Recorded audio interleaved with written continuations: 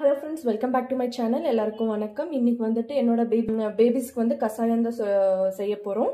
Gold cuff எது இருந்தாலும் நெஞ்சு சளி இந்த மாதிரி எது இருந்தாலும் வந்து இந்த கசாயம் குடிச்சா கண்டிப்பா கிளியர் ஆகும் பேபிஸ்க்கு வந்துட்டு. இந்த கசாயம் வந்து என்னோட பேபிக்கு வந்து நான் 8 months ஸ்டார்ட் ஆனப்போ இருந்து நான் வந்து கொடுத்துட்டு இருக்கேன். நான் கசாயத்துக்காக இது 9 ஐட்டம்ஸ் வந்து எடுத்திருக்கோம். என்னென்ன ஐட்டம்ஸ் வந்து சொல்லிட்டு பார்க்கலாம். ஃப்ரெஷ்ஷான வெத்தலை வந்து எடுத்திருக்கோம். கொஞ்சமா வந்து சீரகம், மிளகு, எலசா இருக்கிற வந்து வேப்ப இலை கிடைக்கல எனக்கு. எலசா இருக்கிற இலை எடுத்துக்கோங்க. நான் வந்து ஒரு 3 இலை எடுத்திருக்கேன். அப்புறமா வந்து கொஞ்சமா ஓமம் எடுத்திருக்கோம். அம்மா வந்து துளசி எடுத்திருக்கோம். 3 பல்லு பூண்டு, கொஞ்சமா இஞ்சி, அப்புறமா கற்பூரவள்ளி. இது எல்லாமே சேர்த்து வந்து நம்ம ஒரு கசாயம் தான் செய்ய போறோம். அது எப்படி செய்யறதுன்னு சொல்லிட்டு பார்க்கலாம். அதுக்கு முன்னாடி வந்து நம்ம இந்த இலை எல்லாமே வந்து வாஷ் பண்ணி எடுத்துக்கலாம். ஃபர்ஸ்ட் வந்துட்டு நம்ம சேர்த்துன இலை எல்லாமே வெத்தலை, அப்புறமா கற்பூரவள்ளி, அப்புறமா வேப்பலை, துளசி வந்து தண்ணி கொஞ்சமா சேர்த்து நல்லா வாஷ் பண்ணி எடுத்துக்கலாம். 4 to 5 times வந்து நல்லா வாஷ் பண்ணி எடுத்துக்கலாம்.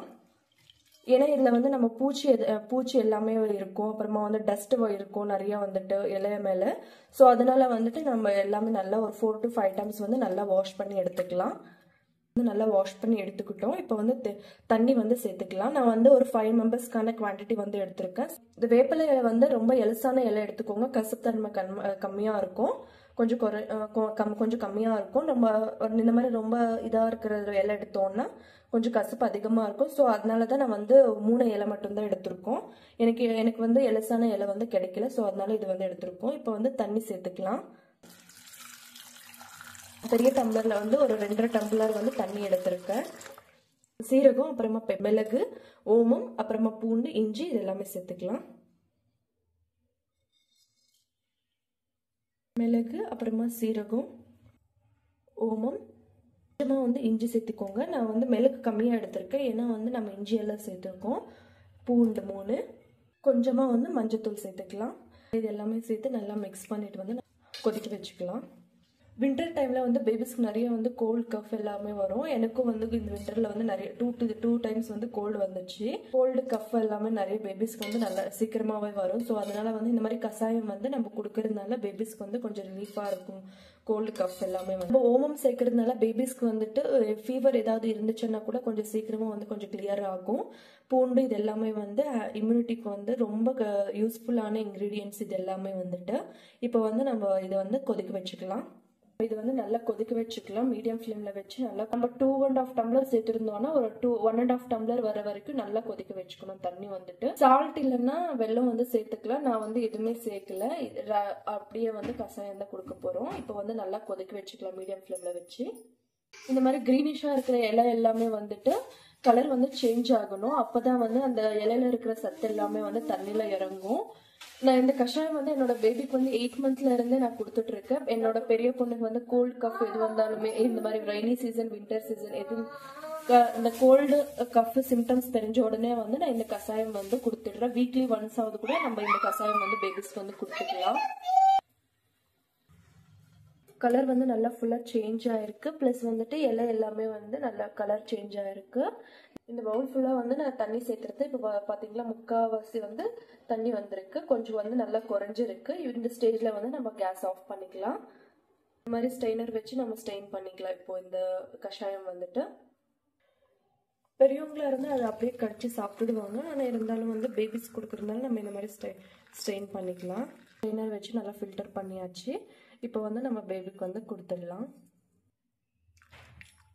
1 year plus பேபிஸா இருந்தா இந்த மாதிரி சின்ன டம்ளர்ல வந்து ஒரு 1/4 tumbler வந்து நம்ம கொடுத்துக்கலாம். 7 month plus பேபிஸா இருந்தா இந்த மாதிரி பாலாடை இருக்கும். இந்த பாலாடையில வந்து நம்ம 2 பாலாடை வந்து கொடுத்துக்கலாம். இல்லைன்னா ஒரு 4 tablespoon அளவுக்கு வந்து 4 to 5 tablespoon அளவுக்கு வந்து நம்ம கொடுத்துக்கலாம். பேபிக்கு வந்து இப்போ 10 month ஆகுது. நான் இதுல வந்து 2 பாலாடை வந்து நான் பேபிக்கு வந்து கொடுத்துடுறேன். என்னோட பெரிய பொண்ணுக்கு வந்து 3 வந்து ஃபுல் டம்ளர், ஒரு 3/4 tumbler வந்து நான் பேபிக்கு வந்து கொடுத்துடுறேன்.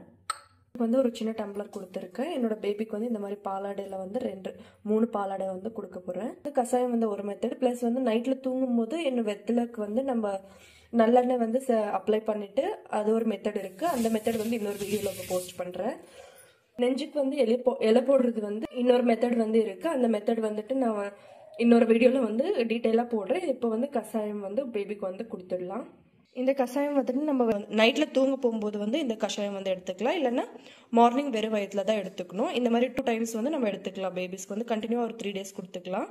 என்னோட பெரிய பொண்ணுக்கும் நான் கொடுத்துருக்கேன். பாருங்கள் சுகர் எதுவுமே ஆட் பண்ணலை, இருந்தாலுமே பேபி வந்து ஃபர்ஸ்டில் வந்து குடிக்கல, ஆனால் இப்போ வந்து அப்பப்போ கொடுக்கறதுனால நல்லா பழகிட்டாங்க குடிக்கிறது.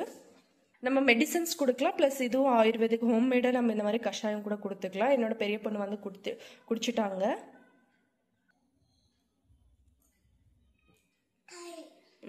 ஃபினிஷ் பண்ணிட்டாங்க. இப்போ வந்து கூட எதுவுமே சுகர் எதுவுமே கேட்கல.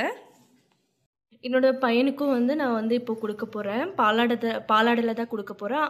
பேபிக்கு வந்து டேஸ்ட் வந்து பிடிக்காது, இருந்தாலுமே வந்து கோல்டாக இருக்கும்போது நம்ம இது மாதிரி கொடுக்கும்போது வந்து இந்த டேஸ்ட் வந்து பிடிக்கல. இது கொஞ்சம் கொஞ்சமாக வந்து ஸ்பூனில் வந்து கொடுத்துட்ருக்கேன்.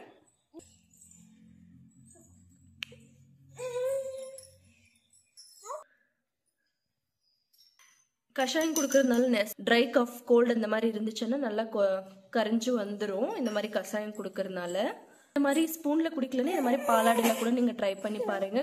பேபிஸ் வந்து குடிப்பாங்க. ஃபர்ஸ்ட்ல 3 டைம்ஸ் வந்து அவங்க வெறுத்தாலுமே அப்புறமா வந்து குடிக்க பழகிடுவாங்க. 2 பேருக்கும் வந்து கஷாயம் கொடுத்துட்டோம். இப்போ வந்து அவங்க 2 பேரும் குடிச்சிட்டாங்க. நம்ம வெறும் வயிற்றுல கொடுக்கணும், இல்லைன்னா நைட்டு தூங்க போகும்போது வந்து கொடுக்கணும். கஷாயம் குடிச்சதுக்கு அப்புறமா ஒரு 1/2 hour வரைக்கும் தண்ணி எதுவுமே குடிக்கக்கூடாது. அப்போதான் கஷாயம் வந்து ட்ரை பண்ணி பாருங்க. இந்த வீடியோ பிடிச்சிருந்தா லைக் பண்ணுங்க, ஷேர் பண்ணுங்க, மறக்காம சப்ஸ்கிரைப் பண்ணி கமெண்ட் பண்ணுங்க. Bye, see you on next video guys.